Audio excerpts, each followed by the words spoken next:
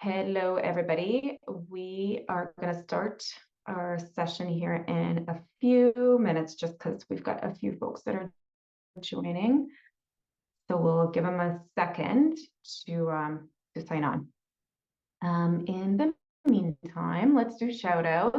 I love to see who's here. So hopefully this is also where we check whether our text messaging works in the chat, the webinar chat. So just drop your name, your org, city/First Nations territory or Indigenous territory, that if you happen to know what it is. And let's see who's in. And this is the Help Seeker webinar, by the way, if you're wondering into a random Zoom call. Yeah, there we go. I see a couple folks typing. Okay. Okay, cool. Martha Mason, Fort Erie Multicultural Center. Hi, Martha. Kathy from Humane Canada. Hey, Kathy. That's in Ottawa. Zach, Cranbrook, BC. I actually go to Cranbrook all the time. You guys have some really good restaurants, actually. I really like. Graham Porter from Catulpa Community Support Services in Barrie, Ontario. I haven't been to Barrie. I would love to check it out one day. Moses from Waterloo region. Hi, Moses.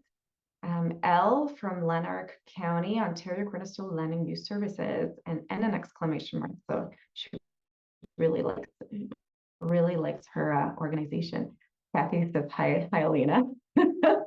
Okay, we've got Yvonne from Montreal, Elizabeth House from Montreal. Actually, trying to convince my family to go to Quebec for a cool time. My kid is in French immersion, and so he's doesn't let us hear him speak French, and so maybe I'm going to trick him. Amanda from FCSS Sturgeon County, close in Alberta here to us. Emmanuel Leonard from Sudbury, Canada. Oh, of course, Canada. Nice to see you, Emmanuel. Archana Ramesh from Calgary Housing. We actually have an Archana on our team too. I'm sure it's a very common name though. Saba from Vancouver, BC. Hello. I'll do a couple more. Oh, Dina Moss, Manitoba Women Association of Women's Shelter. We actually did some shelter mapping with you guys a couple of years back. Nice to see you. Dion Rocha from the City of London. Peel Region, Treaty Lands and Territory of the Mississaugas of the Credit. That's Stephanie. Hi, Stephanie. We're doing a Guns and Gangs project with Peel Region, so super interesting to learn about your guys' community. Accessible Housing Calgary, Tolu and Naibe. Actually, I was on the board of Accessible Housing a while back. It's a great organization. Blue Door, our buddies at Blue Door. Yep, we definitely hang out with Michael quite a bit here and there in York Region. Hello. I'll do one more. Diana from Reimagining Justice in Alberta. I've not heard about it, so that's interesting. And Quinn. Okay, I'll do Quinn because he took the time to add the Treaty 6 territory and included the actual spelling of it in my gosh, I'm gonna mess up the alphabet. It was still imposed by colonialism, but an attempt to capture the linguistic variants in First Nations. So I'll pause because this is not why you guys joined. So, welcome to the Help Seeker webinar. We run these sessions once a month to enable us to share what's new and exciting at our shop, and sometimes these are more educational. Sometimes they share a little bit about more on what we're learning and our progress. So today's going to be one about a new software we are just launched a couple of weeks ago, but already implementing in exciting ways across communities in Canada. So I'll share more about that in a second. But yeah, if you don't know us, I won't spend too much time, but we do data, software, and solutions. So that strategy, how do you take all this interesting data and software we're collecting around complex social issues and support communities to do something about it. essentially. So our goal is to save you guys time, bring the data to you in formats that are understandable, and ultimately help you solve the challenges that you're on the front lines of. So look at us as a solutions partner rather than just a data provider or just a software provider. Land acknowledgement. I think we've hinted towards this in the chat readouts, but we always begin formal sessions with a land acknowledgement. For myself joining you from Mohkinstsis, and that's Treaty 7 territory. And I always also promote my good friend Michael Fatt's art. And this is actually an agreement that we have for Help Seeker to enable for him to get more eyes on his art. And if anybody's looking for artists, you know my email, and I've already connected people to Michael. He does mural art. He does he did like a family portrait of us in his style as well.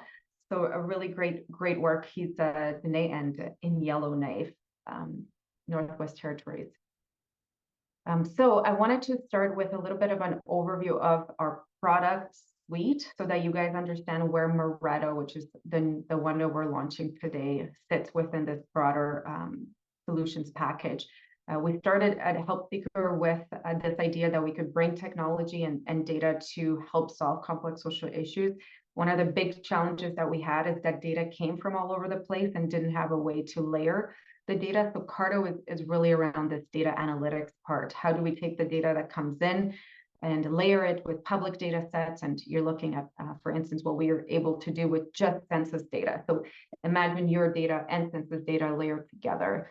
That's kind of the Carto value proposition. But then taking that data and churning out reports that mean something, that are useful to say, hey, are we actually making a difference here, or what might be the next social issue we need to tackle? So it's that really more robust data analytics product that brings data sets together from different sources. The next one I'm going to just breeze by as well, because we could spend millions of years just talking about system navigation. But this is the first product we ever came out with, and what we're known for, which is the ability to map ecosystems and then take all that data and bring it to end users. So people that are looking for help, or people that are helping people find help to navigate all of these different services. So this is a product that we built with support from Canada Mortgage and Housing, and as well as Digital Supercluster. And so it's the first of its kind that helps us look at all of the social services that are in a community. And of course, the whole idea is to look for gaps, to look for, I won't even say duplications, because I'm not sure there is a much duplication in many communities. And if, in fact, there's a kind of a layers of gaps, if you will, but at least understand where different services fit within the ecosystem and where we might need to calibrate to ensure the services are targeting certain communities more effectively. So this is Navigi. But between these two products, so between Carto and Navigi, the big dream had always been to connect the dots in terms of how clients experience the system and how clients are able to understand their journeys, and how we as the sector can work together to understand the journeys and share data at the client level. And so it's been a long time in the making for us, for sure. And this is the one that's new that I'm going to spend the time talking about. But the ability for us to look at a case that we might all be working on and manage that case together, whether we're in one program. So we might just be sharing data about a client within a program. We might be sharing that data across our organization so that we understand how the client moves across the various components of our services. And of course, the ultimate, which is how does the client move across organizations and even across systems of care, right? So between health and social services, or between education system and social services, between all of them, all of the above at that systems level.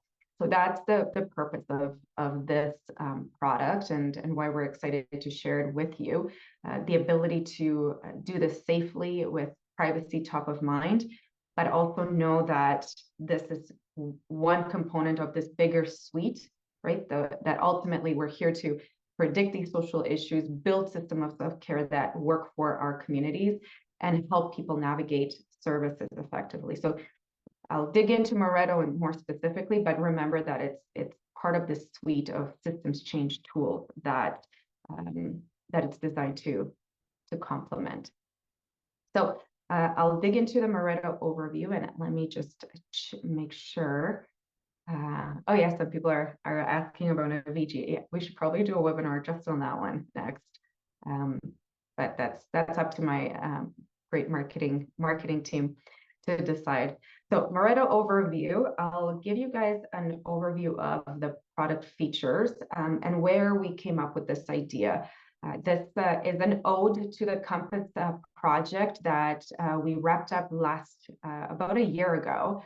And that project looked at how are we going to be able to bring all these different data sets in, knowing that all of you collect so much information for so many different funders and different purposes. But as a result of that, you've been challenged with having relatively inflexible systems. And so one of the challenges that Mareto aims to tackle is how can we make this data problem go away for us so that the data becomes an enabler instead of a silo problem or an integration problem. So, and you'll see when I show you what I mean by how we're tackling this. The other problem that we had to overcome is compliance and security. So the ability to share data at the client level, of course, comes with responsibility and legal obligations as well that are complex to navigate, especially when organizations receive funding from different sources of government and for-profit entities. And so where do you fit and what legal obligations apply to you? The answer is always, it depends, and it depends on the program as well sometimes. So the ability for a product to comply to legislation and still enable this overcoming of the silos was a major challenge. And then lastly, this lack of real-time insights. Lots of products that you put data in, but it becomes really, really difficult and onerous, if not impossible, to get real-time data out or insights out. So you might be able to get a download of the data, but it's just mishmash. It's just a bunch of CSV downloads or Excel spreadsheets. It doesn't tell you anything. You have to do a whole nother thing to take that data and make it make sense to answer the questions that are before you. So that was another big challenge that we wanted to overcome with this. So this is where the product comes in. We wanted to ensure that folks like yourself had the ability to not be limited by your domain that you might be funded in or have a focus on. So for instance, you might have an organization that, let's say, is known to be in the homelessness sector, but let's be honest, nobody is in just one sector at a time. We all actually serve multiple domains or sectors, and we all serve target populations that are constantly coming to us with new challenges and layers of complexity. So we wanted a product that was able to reflect your guys' uniqueness. So something that acknowledged that the food bank is not just a food bank. It's also where people get referrals and information about systems of care. It's also where you might find counseling and support networks. And same with all of you. You can probably kind of insert your organization and speak in a similar fashion. So we wanted that ability to have this unparalleled level of customization, and we wanted that to be able to not just be in the hands of programmers or people that are technical. We wanted that customization to be something we could teach you to do for yourself. And don't worry, it's not like, you'd be left, to the wolves to figure it out. We would support in that process, but there's an ability to actually have every user become almost like a super admin. That's how easy the software is to use, especially with a little bit of training and templates that are facilitated by all of us. So that component is there, and the ability to do the seamless service matching and referral management. So the ability to see if the client is actually being serviced in different parts of the organization. And then, of course, if you wanted to create, let's say, an integrated coordinated access model where you're collaborating within your one sector, homelessness. I keep going to homelessness because that's just my alma mater, if you will. But it could be mental health and addictions, or it could be food banks. We actually do quite a bit of work with food banks and or animal shelter, right? And you wanted to facilitate that referral within your sector. But let's say you wanted to have an allied system of care that you wanted to collaborate with, or you already collaborate with, but you don't have any way of tracking this information and understanding, hey, you were supposed to get my client this financial assistance, and I was supposed to get the client a health appointment. Well, that's not facilitated in any way right now other than paper and or faxes in some cases, etc. So the ability to do this is enabled in this product. Real-time insights and custom reporting, so the ability to get data insights as soon as you put them in, so you're not calling some specialist to do a big data project or a big evaluation on that. That's another key feature. And then again, the robust privacy and security for client data. So a question I'll just get off the top is, where's the data stored? It's in Canada. Of course, you're talking to Health Seeker. We're kind of obsessed with privacy and security. In fact, all of our implementations, we've, and I wouldn't say mandated, but we've strongly urged people that are implementing Mareto to do a privacy impact assessment, and we support people in that. It's not rocket science if you do them a couple of times, but there's just so much you get out of doing a PIA. If you haven't done one, you really should. It's best practice for sure. But in some cases it's required. Usually you'll know if it's required, you'll know about it usually, but it tends not to be required in the social services because we kind of fall in this no man's land, if you will, on security. But PIAs are something that your Office of Information and Privacy Commissioner always recommends. You don't have to do it, but it's just a really good process. So if you haven't done one before, by all means, we can share a PIA webinar that we did last year, I believe, with a privacy expert. It's not the most exciting stuff, but it's really important because our clients tend to be the ones that have their identities compromised and sold on the dark web oftentimes, and because their legal recourse to reclaim their identities is so barriered.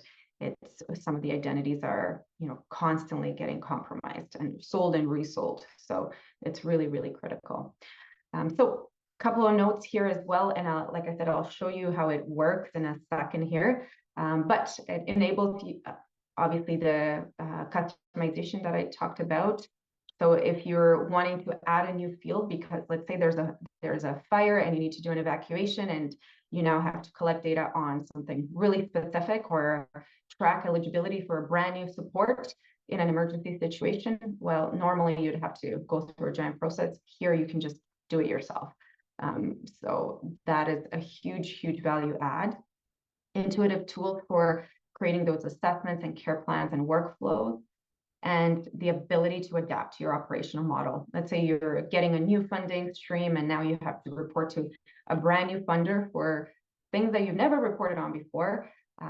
This is something that you can add yourself. Obviously, we're here to support, but you can really tool it to meet your needs. And again, just showing you guys a couple of screenshots here on the right-hand side. So anything from data or checkboxes, text, long text, you can just add it yourself. And in the settings, as you can see here, it's just showing you how you can, for instance, create new attributes. It's like a new data point, if you will. But also take it to go. If a funder requires you to share a CSV or a download, it's just built into the product from the get-go. The privacy and security, I'll spend a couple of seconds on this. The server, like I mentioned before, we have gone with Microsoft Azure. We did go through the painstaking process of looking at all of them and ended up with the one that is the most intricate and difficult to do, but the safest. So Microsoft Azure is what we're going with, and the server is in Ontario. Don't ask me which city in Ontario it is, but my team does have it if somebody's really keen on that. And the reason why this is such a cool product is because of the term right at the bottom there, role-based access. So your ability to tailor exactly who can see what and what they can do within that permission setting. So that's another key component that that I'm going to demo for you guys as well. So everything from creating a new board or a new folder or deleting things like that are really key. And then you can see that there's different layers. You can have an admin, a full member, a restricted member. You can even have things that are public, right? So if you guys wanted to advertise your services on your website, or if you wanted to have a public intake form that your clients could apply to, so that it saves you some of that intake form, by all means, that's another option. It's not shown on this piece, but I can show it in the demo as well if folks are interested. There's also a public board that has a password as well. So again, lots of ways to do it. We're actually doing this in a point in time homeless count on the island in BC. And so they're using Mareto as a way of starting to register clients, but some clients might want to stay anonymous. That's cool too. So lots and lots of options there. And then the integration part. So I'll manage to show you some aspects of it. I think the integration will really require so much more digging into, because it really depends what kind of network of care you want to build. So I'm kind of giving you some ideas. Maybe you want to integrate by sector, or you want to integrate by provinces or cities, etc. It really kind of depends on your specific circumstances, but the idea is that you can. And you can build it as restrictive as you want and open it up later, or you can open it up and restrict. But usually people build it with restrictions and then tend to open it, but you can go both ways. And then the one piece that people probably don't appreciate, but I've started to appreciate now that we're getting into the implementation, is the feature around automations. So the ability to create these automated tasks that normally a person would have to remember to do, but happen in a route way. So things like, sending people reminders to log their case notes at the end of the day. Okay, and you can see here some of the automations. When this happens, this happens. So think of it as if this, then that. And of course, that automation saves ton. It can, quote studies until the cows come home, why automation of routine tasks is going to free up your guys' teams to do more important work, relationship building, trust building, those things we can't automate, we can't use bots for.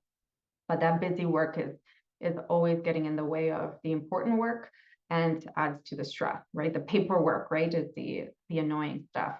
We have to do it, but it's annoying. So there's pre-built customizations as well. So I'll show you this one. But essentially, you can create your own automation, depending on what's top of mind. In the implementation process, you get support from us. You can learn how to do it yourself. It's very, very intuitive. It's not a big deal, but there's of course support if you need it. And there are certain things that we recommend you automate right off the top so that you don't forget about them. So things like consent expiry, just so that you align it to your privacy impact assessment. There's also records retention and archiving that needs to happen in certain ways. So those things we can help you with the base automations that everybody should do, so that you have kind of these built-in best practices, and then you can obviously add to it as you get savvier on it.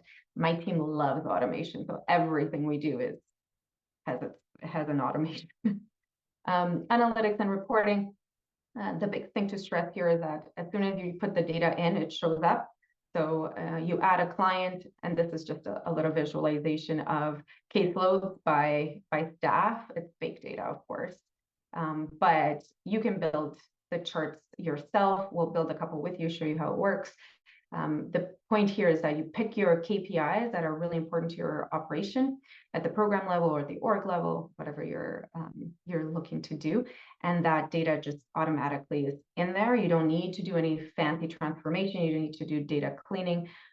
If your collecting the data, you can visualize the data, you can see the data, if you will, and you can build these on the fly as well.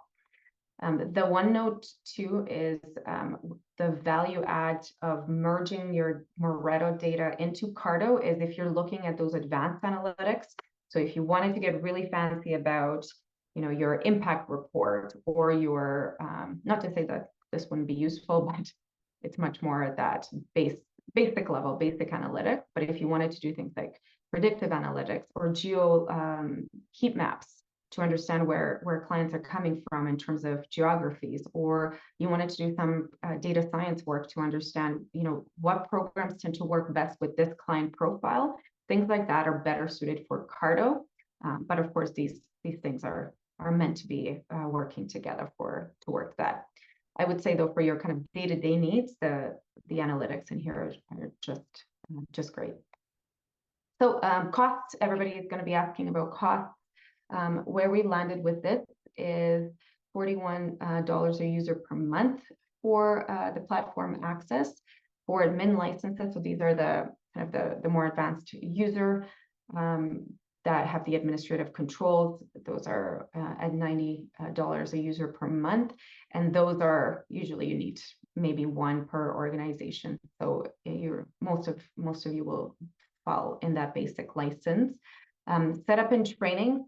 We have custom packages available for unique needs. If you're in a community that is looking at something more complex, I would say, yeah, starting at 5,000. But if you're looking at this major implementation, it obviously will need to be up from there. But most organizations tend to fall on that lower end, depending on the complexity of the programs. I'm not allowed to quote because I always get in trouble because I always undercut it, and the complexity tends to be higher. So I would definitely say contact the team at Health Seeker, the BD team, and they'll set you up with a proper quote based on your needs. And then for those of you guys that are interested in that advanced analytics package, just sometimes people want to merge the two because they want the community reporting and that fancier data analytics work. Then I just reminder around the Carto license, and we've presented on this one before, but that gets you the platform access and membership support. So you get monthly tickets if you want a report or a jurisdictional scan or best practice review, or just think of these like mini projects on a monthly basis. They come with your Carto license and access to the analytics. And then if you wanted something, again, custom to you, again, starting at 5,000, but can go anywhere because, for instance, we're doing like predictions in some projects on, how big the homelessness challenge is going to be in 49 different service manager communities, and we want to be able to tune that with financial information. So it can get really fancy, but and I think that's more like a $100,000 project. Most of you guys won't need anything like that, but just gives you an idea of what's possible. So setup and training, just because you might say, well, why am I paying you $5,000? Why don't I just get the $41 per user per month? And that's primarily because of the setup and training package. So this one requires staff time on our end to support you guys with your privacy impact assessment. So understanding the workflows, setting up your policies and procedures, your automations, data migration that might be required. Again, I'll put a caveat on that because if we're migrating 15 years of data, like Homeward Trust, everybody, the Homeward Trust have 15 years of data with 20,000 records. So that is probably not going to be $5,000, but it tends to be kind of that basic data migration. If you need something more complex, we would put that in the scope of work. Training, manuals, videos, live support comes with this as well, and that ongoing support after you go live, essentially. So I think I'm actually right on time here to move us into the demo in a second. But if you're looking at timelines and you're thinking, hey, how long would something like this take? This is also depending on you guys. This is actually from the Kelowna Friendship Society. This is their timeline, and they're in week 2 right now. So gives you an idea. The first week is really about that engagement And we don't call it key stakeholders, but you can kind of think of key contributors as key stakeholders, and that's primarily because stakeholder has a poor connotation from a colonial perspective. But we connect with the key contributors and do that engagement and requirement analysis, understand the funding requirements, the legal requirements, the privacy requirements, the business requirements of the program, frontline staff, clients in some cases, executive team, board, right? So we understand what everybody needs and develop that game plan from there. System design and PIA development. So actually giving you guys a PIA that you could submit. The PIA, the OIPC, the Office of the Privacy Commissioner won't, do anything with it, but you have it. It's great, and you should do a PIA with this type of implementation. We would do that workflow validation with your team and develop a prototype. You guys would play around with it, do that training, development, and testing, adjustments, kind of that last touch point, and then you'd go live and go into maintenance mode and continuous improvement, I should say, as well. So that gives you a sense of it. You can fast track it, you can slow track it. It really gets customized to where you're at. Like I said, in Kelowna's case, they're just at the beginning of introducing a brand new program. So, we're kind of morphing with them because they're figuring out their workflow with us on one of the programs coming on this. So enough about that. We'll get into the demo, and I'm just going to check the chat to make sure. But I think my team's got it figured out. So I'll move to sharing my other screen in the actual product. There we go. And you'll see it's blurry, and the reason it's blurry is because it's timed out, and that's good because that's a security thing, right? So so now I have to essentially relog in, which is great. My team says it's not a feature that you should demo, but I think it's okay. So there you go. What you're seeing right away, this is my super administrative, super admin view. So you guys would obviously see something different when you log in, but I'm gonna kind of take us into British Columbia as just for fun, and I'm gonna take us to Kelowna because I was already chatting with about the Kelowna Friendship Society, and what you're looking at here are essentially an overview of their programs, and obviously very fake names, one off the top, and the programs that we're onboarding. And so these are, like I said, fake clients, fake names and everything like that. But the important part to note here is just essentially the different views that you can have in the product. So you can create this stuff on the fly, which is really, really important. So think of this as like your client list, and if you're looking at, let's say, prioritizing by gender or prioritizing by number of kids, that you can easily sort this stuff accordingly. You can also, I'll show you this. Let's say you've got a new funder, and they now want you to collect data on transitional housing, transitionally homeless. We can add something that simple, and now it's available in here. So you can see it's in the transitional housing box. In terms of, let's say, adding a new client, I can, it's as simple as you can see, let's put Alina Turner in here, and we can again create the stuff on the fly.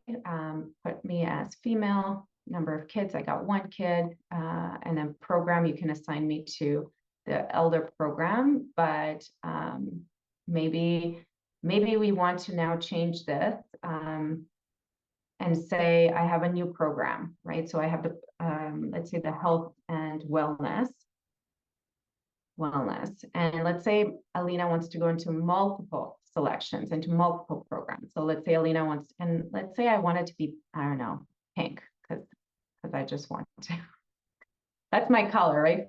You can even you can pick colors too. So I know this is dumb stuff, but like for me, I love to make sure my stuff is on brand.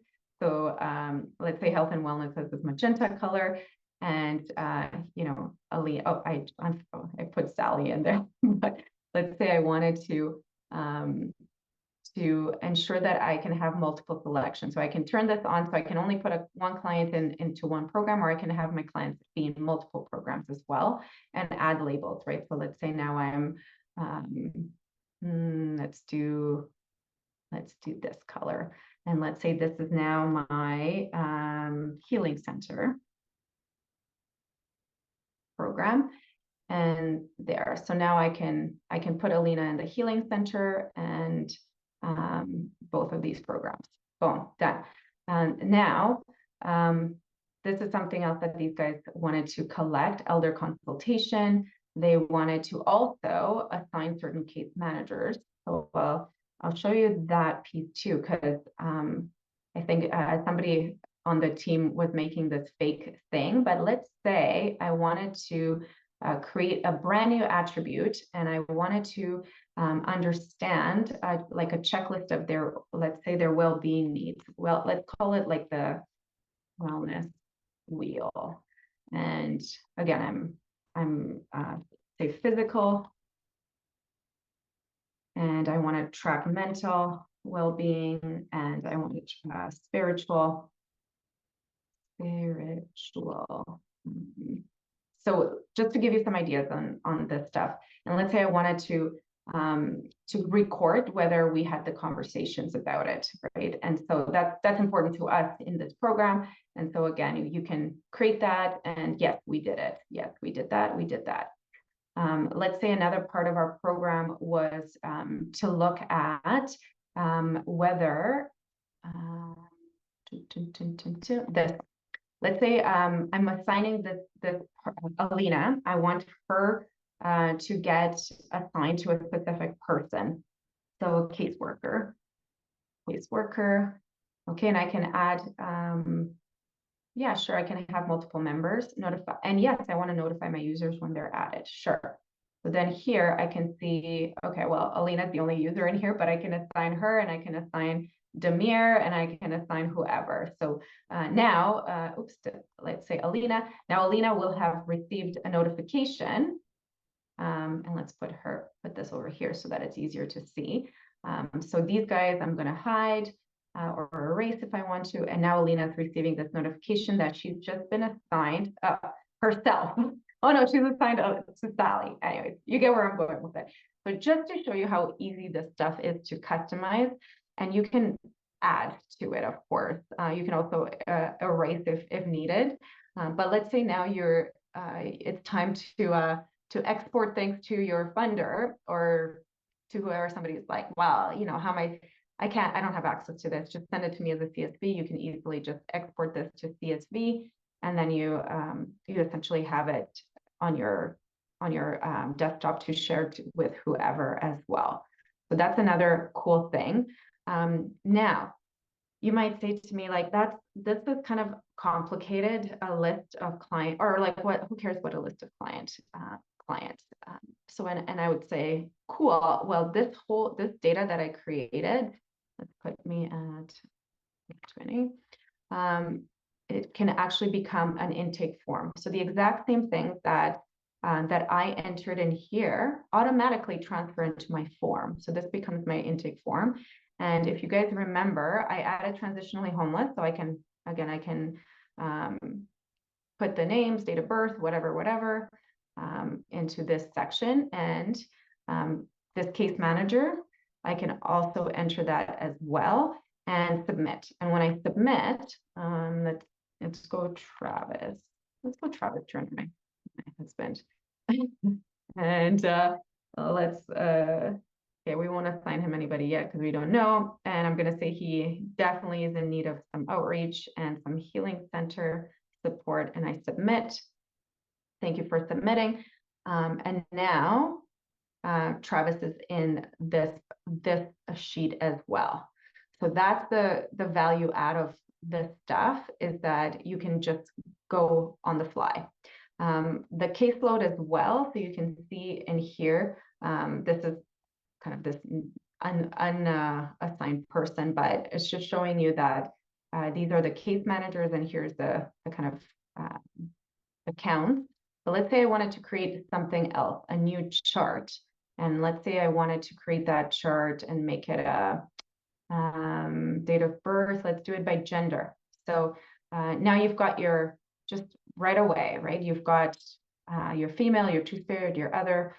Obviously, I made some fake data here, but you get the idea. And you're able to create a really clean chart. You can download it, take it to CSV, take a screenshot of it. You can customize it.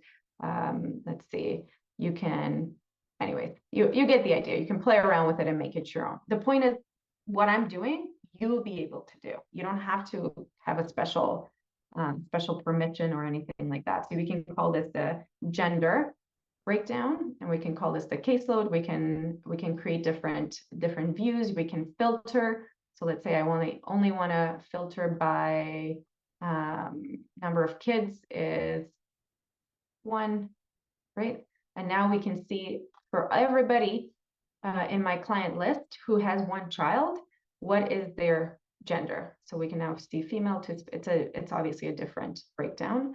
Let's say the 2 with 2 kids, it's all female. With 3 kids, it's basically a third.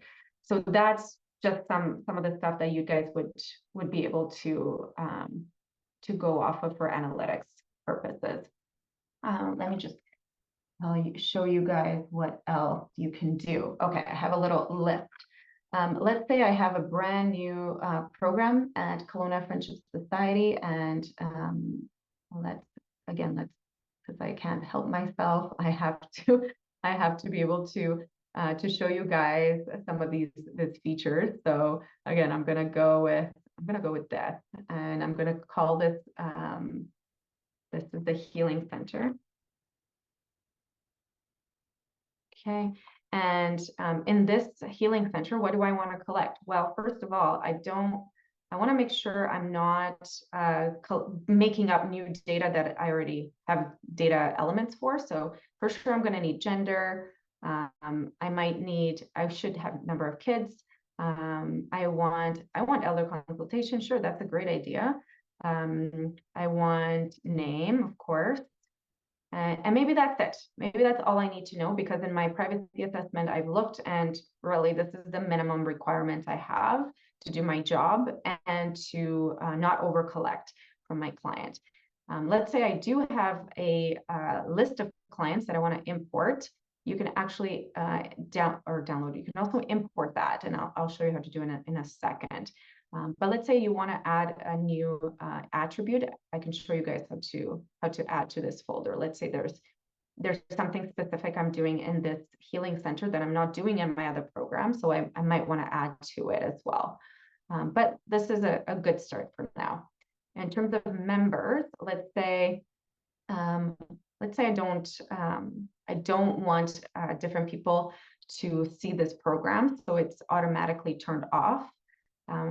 But let's say, so the folder is hidden, right? So then other people won't be able to see it. But let's say I do want other people to see it in my organization or in my system of care. We can make sure that that's allowable. In terms of role permissions in this folder, let's say it's Alina, because I'm the only user in here, and we're going to give her permission to create folders. Oh, she's not allowed. She's not allowed.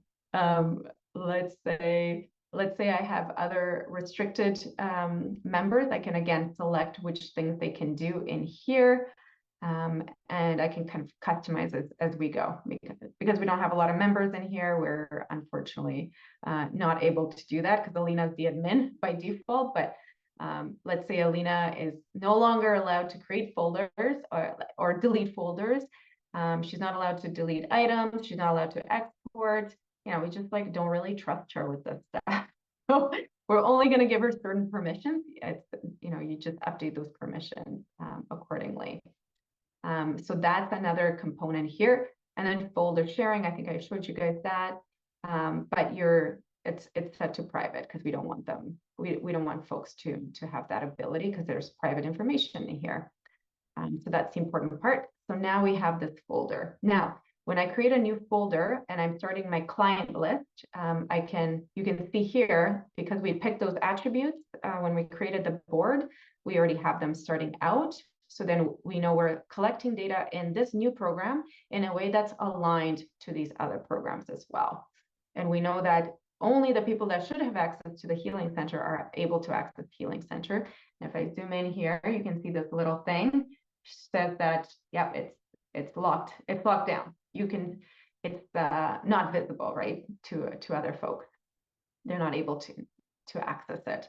But as I mentioned before, in this very important program, we have some data that's not being collected anywhere else. So we have to create, like I said, a new attribute. And that attribute could be a number of things. Maybe it's a date. Let's say it's the Healing Center, when the person first accessed the Healing Center, the first point of contact. So that might be a date attribute, a date data element. And we might call this first point of contact. And a format, some people like to read this in certain ways, March 31st or March 31st, 2019. And let's say I want to actually, maybe it's important and I want to actually capture the time, that a 24-hour time. Now that's in here too. So I can say it was 10:45, select, there, boom, done. So now we know that Alina and her gender, you can see, oh, good, I don't have to redo this stuff. It's already in here. I don't know why. Anyways, you guys can imagine what's in here. And her one kid, etc. Now, here's an interesting part. Let's say these two programs wanted to talk to each other, right? And they want to be able to share information about Alina because Alina's in both programs. So now we can actually imagine that we can create a link. So let's say we wanted to link the records so that we know Alina is in both programs. And so essentially what you do here is what's called a reference attribute. And we can say, let's say she's in Tupeth Lodge client ID, and we want to be able to look for that. And so it's in this folder, and we can actually go into Tupeth Lodge and actually create that linkage. And we can actually, there she is, there's Alina, right? So we can see that Alina is now in both programs. But because Alina gave that permission, so and Alina may not, right? In that case, you wouldn't be able to do that. So just to show you guys how simple the connection between programs is. And again, you can imagine Kelowna Friendship Society sharing Healing Center information with, let's say, with the food bank, the Kelowna Food Bank, and it would just work exactly the same way. It would just be tailored to the permissions that you'd have from the client, and you'd obviously need to have your PIA figured out to enable that. I'm going to see what else I can show you guys in here. The automation, maybe I'll show you that one super fast at a glance. But let's say I wanted to, let's pick the first one. When a label changes, if something happens, something happens. Let's say medication, right? When the medication tracked, that something changes in there, then send a notification to the case manager, right? And so that is, this item needs your attention, right? And so you can create that save automation, and now that's in there. And we can also see how many times it's ran. So that's another value add, right? Because there might be certain, and it could be anything. Let's say the number of kids changes. I need to know. Let's say on the date, the date of or point of contact when the client shows back up, or let's say a suspension is in effect. You want all the executive team members to know that there's a suspension, or all the frontline workers to know that there's a suspension. So that's the kind of value out of automations that way. So endless configurations, but I do want to spend a couple minutes on the Q&As because I'm seeing like I don't think we've ever had this many Q&As, but let's see what we've got in here. And let me check the Q&As as well. Is there capability of integrating with ministry platforms? Usually there is, unless this, and I don't know what the SAM's configuration is to do it. So usually there is ability to integrate, and what we do for that, I'll show you guys, is actually in this developer toolkit. There are different tools that allow us to do APIs. So API calls, so you can register a new application. Now, I'm not going to give super credit to legacy systems because they're notoriously crappy at integrating. They don't even have APIs. So, but if they are modernized applications, yes, absolutely. So you can create, or we can help you create this integration. There's also tokens, so access tokens for script development and webhooks. So you can these usually are, enable you to do most of these fancy things. And if those applications or those other systems are not modernized, that's okay. We can actually integrate through CSV. So you can upload to them, or you can upload their data, or create a syncing functionality. And we're actually doing that in Winnipeg with HIFIS, because some systems are still, or some organizations are still using HIFIS, and some are going to be using Mareto. So even within the same organization, we will need to do that. So by all means, connect with us, because it really depends on the software and what your funder allows you guys to do. So that one's done. Quinn, how do you handle multiple teams who need to share some data and not all within a Yeah, so hopefully I showed you some of that. So it depends what the configuration is. So you can actually create an ICA board where and only certain data elements are being shared with certain organizations. And so you can have a master client list that I can, let's see if I can show you guys something in more live. So let's say you had a client list that was for all of Kelowna. So essentially, let's create an ICA or integrated coordinated access folder. And this is something that is actually all of Kelowna. So we'll put it in here. Yeah, there we go. And in the Kelowna board, we have a network of care that enables us to share certain data. Let's say settings, integrated access, and we are sharing client ID, and we're sharing case manager, and we're sharing gender. Let's say number of kids, for instance. And same thing, we can actually add members that are from outside the organization. We can share members from anything in the Kelowna folder, from anything in here. And even for those of you that are brave and looking to share outside of Kelowna, you could actually add people from outside of the Kelowna region as well. So it really depends what you guys are allowed to share, because we would just configure this thing to only share what you're supposed to accordingly. So hopefully that answered it. There's some data that's more health data though, so it has different sharing requirements, and for that we would need to account for that in a different way. Alina, I'm going to jump in. I'm also Travis Turner. I'm the other co-founder here at Help Seeker. I've been answering a whole bunch of the questions. Thank you guys so much. There's tons of them.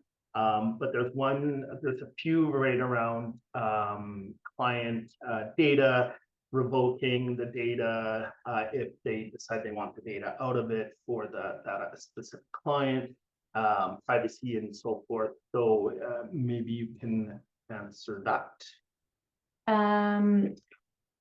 So the revoking of consent, yeah. Exactly. So yeah. So let's say the client, you fill out your, and we don't have it in here, but essentially a consent form. So the same way I would make a a form here. Here's my consent form.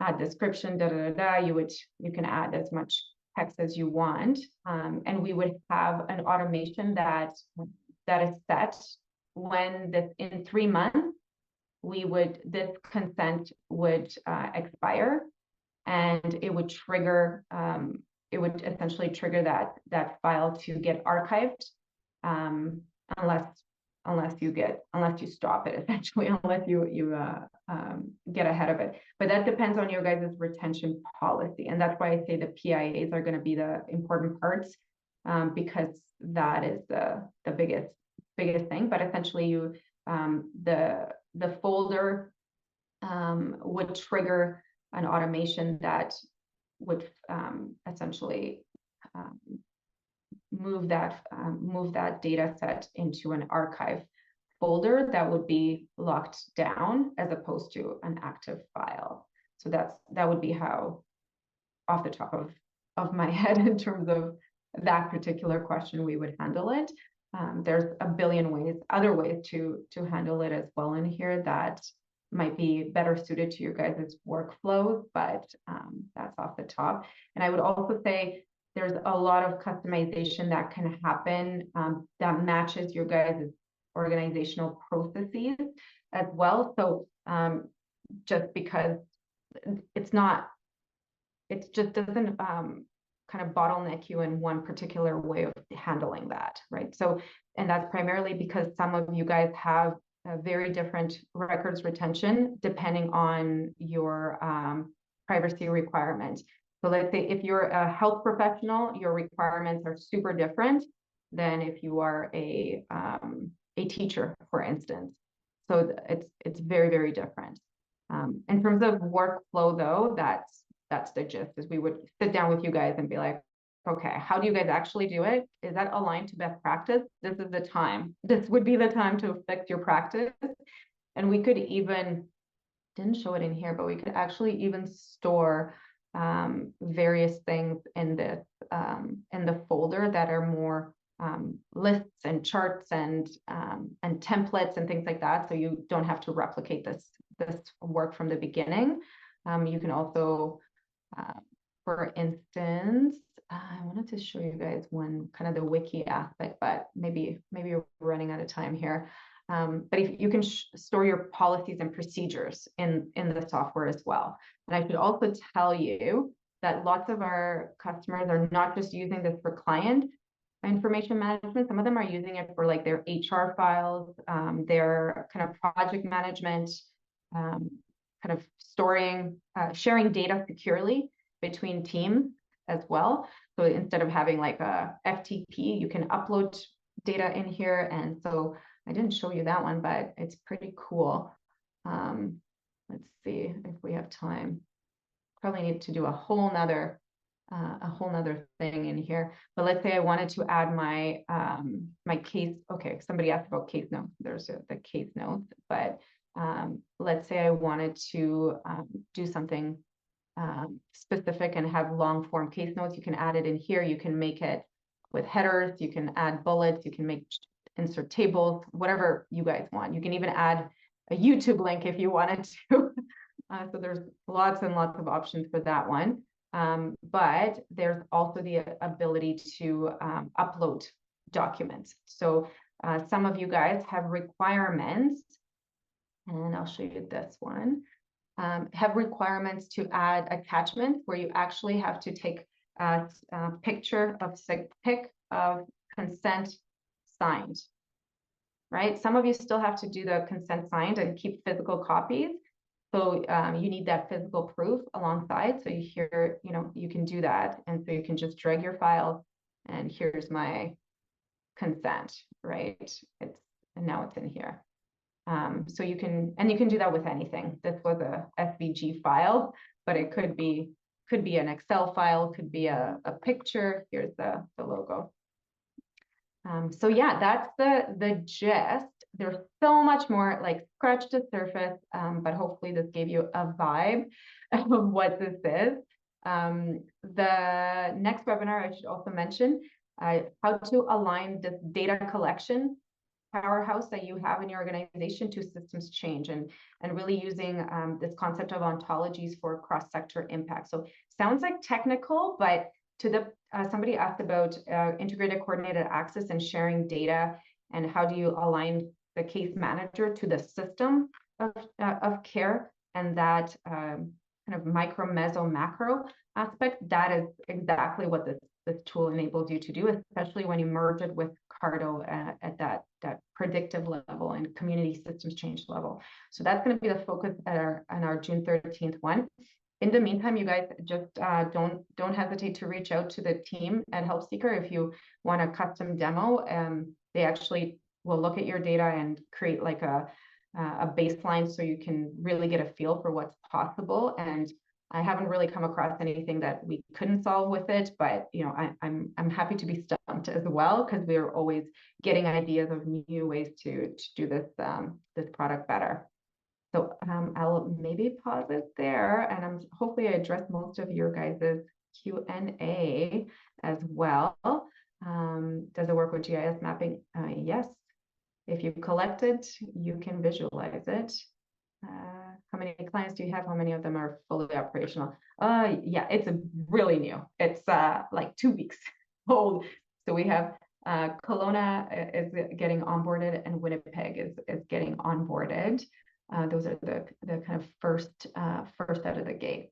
So you can definitely wait and see. And then we've got some other organizations that are using it for less sensitive stuff. So for instance, tracking inventory of housing, tracking like systems mapping purposes. Airdrie is using it to run their housing accelerator fund implementation. So they're using it for systems change rather than client level stuff. So those are operational as well. But because the client security was so tricky, the first two that are putting live client data are the ones I mentioned. So yeah, there you go. Thank you guys so much. Hopefully you're as excited as we are, and yeah, we'll be happy to showcase these implementations as we get them rolling. Thank you.